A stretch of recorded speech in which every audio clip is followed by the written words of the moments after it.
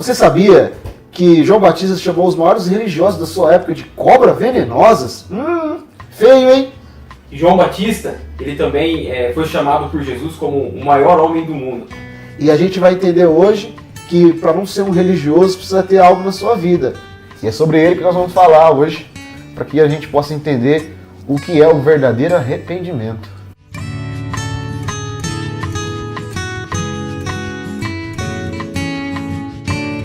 Galera, sou o Alan Biondo. Eu sou o Albert Alexandre. Estamos mais uma vez gravando um vídeo para vocês e aproveitando, dê uma assistida no vídeo anterior que nós fizemos. Está aí sobre pleroma, a plenitude dos tempos.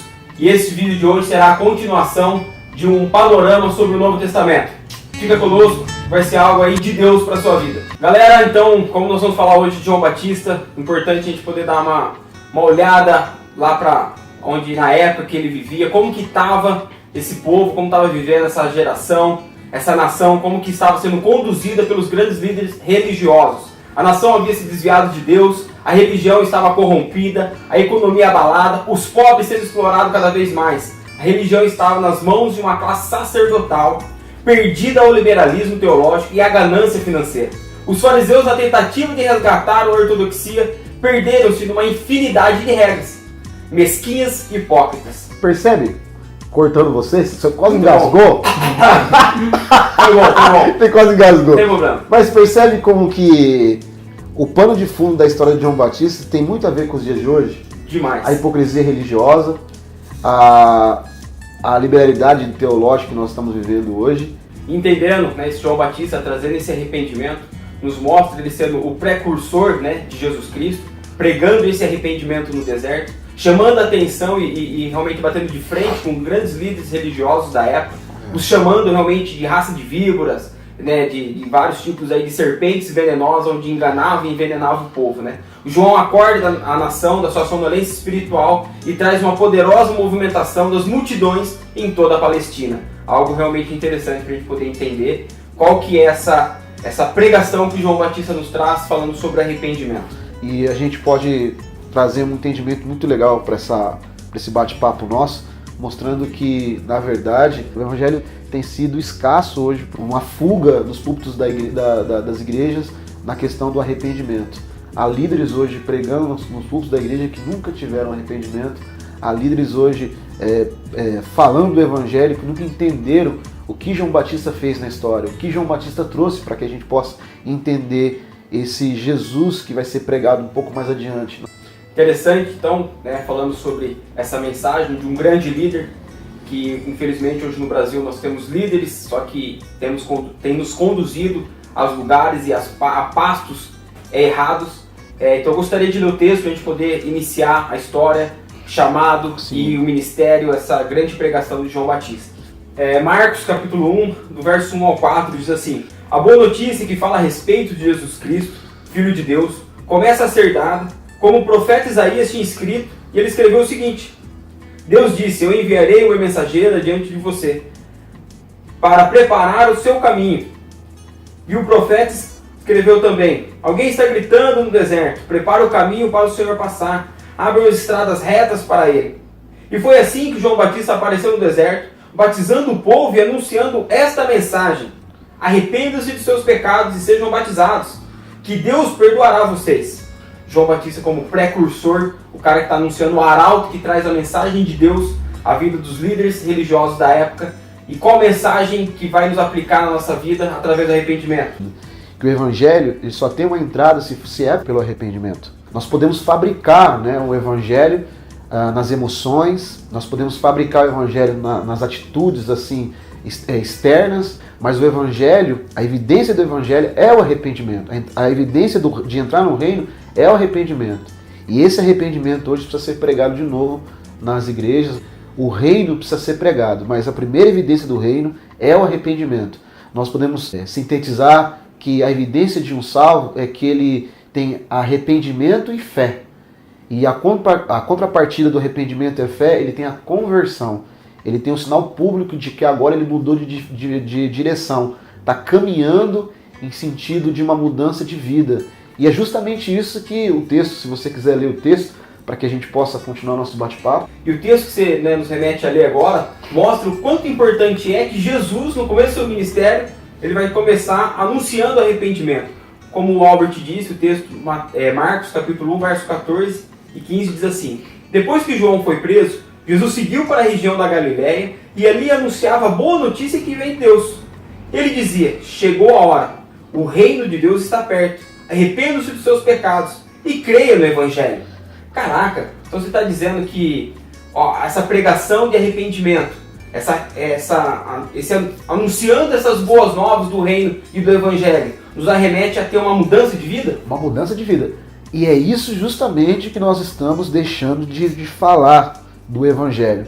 O Evangelho, a primeira parte do Evangelho é o arrependimento. A mensagem do Evangelho, a gente pode também lembrar de um texto bíblico onde em 1 Tessalonicenses capítulo 1, versos 5 e 6, fala que Paulo plantou uma igreja em Tessalônica e a evidência de que o Evangelho penetrou naquela igreja é que o Evangelho chegou com poder, mediante a mensagem do Evangelho, ou seja, houve um arrependimento no coração daquelas pessoas.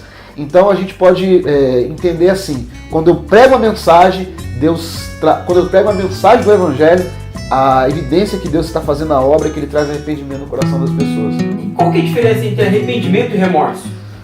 O arrependimento é uma mudança que vem de dentro para fora. O remorso é uma mentalidade de alguém que quer demonstrar algo que não aconteceu dentro do seu coração. Então o remorso não remete ao Evangelho, mas o arrependimento...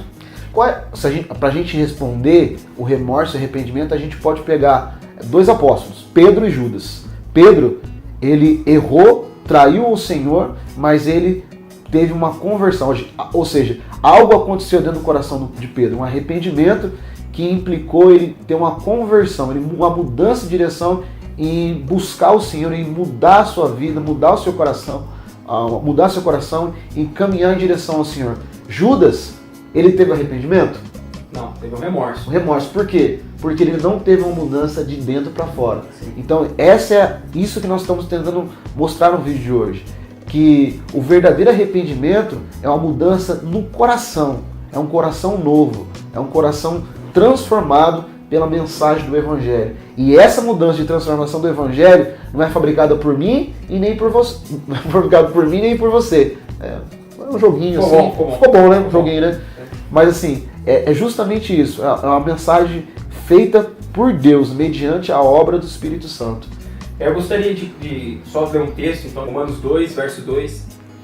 Não vivam como vivem as pessoas deste mundo, mas deixem que Deus os transforme por meio de uma completa mudança da mente de vocês. Assim vocês conhecerão a vontade de Deus, isto é, aquilo que é bom, perfeito e agradável a Ele.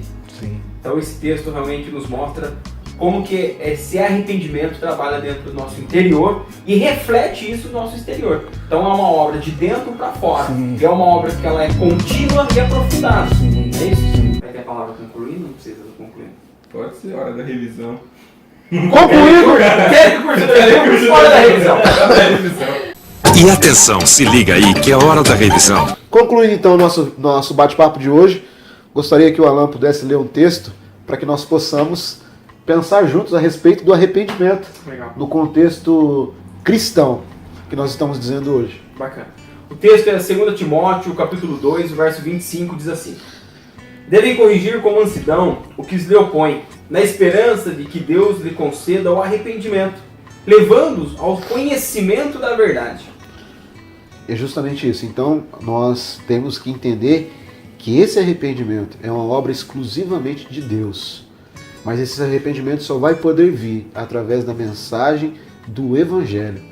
E que nós possamos, né, ao término desse nosso bate-papo, de entender que a grande desgraça que tem acontecido hoje no meio do povo de Deus é que nós deixamos de entender que somente Deus pode fazer a obra do arrependimento e que a religião envenena, que ela nunca trabalha o arrependimento. O arrependimento, então, ele acontece pela obra da sua palavra sendo pregada. João Batista pregou, anunciou o precursor, Jesus, e Jesus vem anunciando também essa verdade. Na verdade, a boa notícia do Evangelho do Reino de Deus. E essa notícia do Evangelho do Reino de Deus que enche nossos corações de arrependimento e graça que vem de Deus. E a evidência de que a mensagem está vindo com arrependimento é que vai ter um choque, que vai ter barreiras. Porque Jesus enfrentou, na verdade um pouco mais à frente, mas João Batista começou essa obra mediante ao poder do Espírito Santo, e João Batista teve uma grande investida de religiosos, de fariseus, da mentalidade humana, da mentalidade hipócrita da sua época. E Jesus também enfrentou justamente muita religião. Eu gosto de pensar, para nós podermos entender, que Jesus pregava esse arrependimento, mas muitas pessoas religiosas queriam envenenar as pessoas. E assim foi em Mateus 23, quando Jesus, para mim, um dos maiores discursos de Jesus, batendo de frente contra a religião da sua época e mostrando que eles corriam o mar, rodeavam toda a terra para fazer um convertido, mas fazia eles 2 vezes mais filhos do diabo do que eles imaginavam. Então, isso daí, Alan, é o que nós precisamos entender hoje. A religião transforma as pessoas em demônios. A falsa religião, né?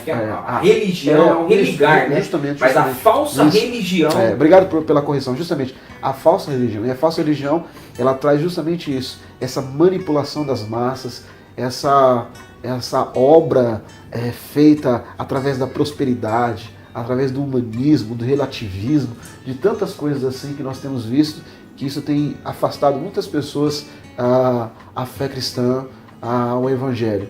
E nossa chamada hoje é que nós possamos, com amor e graça, diante de tantas igrejas que já pregam o Evangelho e continuam pregando o Evangelho, somos semente de pessoas que um dia pregaram o Evangelho a nós.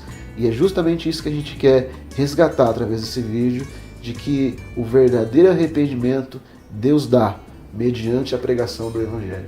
Então o Evangelho, ele tem poder através do arrependimento na vida das pessoas.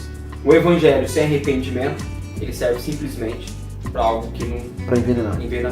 Nossa, fortíssimo. Muito bacana. Galera, então, se você gostou, se você curtiu o vídeo, curte a página aí, dá um like aí seu, se inscreva no canal. Vai ter todas as descrições aí embaixo também para mais informação, os textos que foi citado. Comenta aí, é bacana você comentar para a gente poder realmente estar tendo uma informação sua do que você está achando, suas dúvidas, para a gente poder ter esse feedback, que será bem legal. Obrigado, um grande abraço. Deus abençoe a todos. Vai, Corinthians, é nóis. Aí, eu vou... Tem que cortar.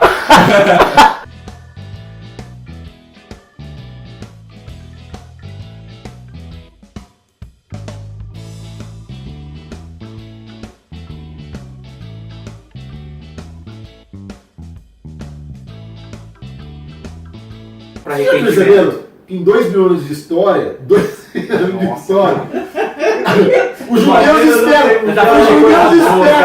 os judeus esperam o Messias e o Palmeiras espera o Mundial. Aí fala, pra ficar equilibrado, fala de corintianizar aí. Não vou me Eu quero falar da plena verdade. Cara, essa parte tem que estar no vídeo. Tem que ser na pós-crédito. No pós-crédito tem que estar aí. Quem ficar até o final vai ver essa na pós-crédito. Surpresas do pós-crédito, né, Lucas? Pode colocar assim.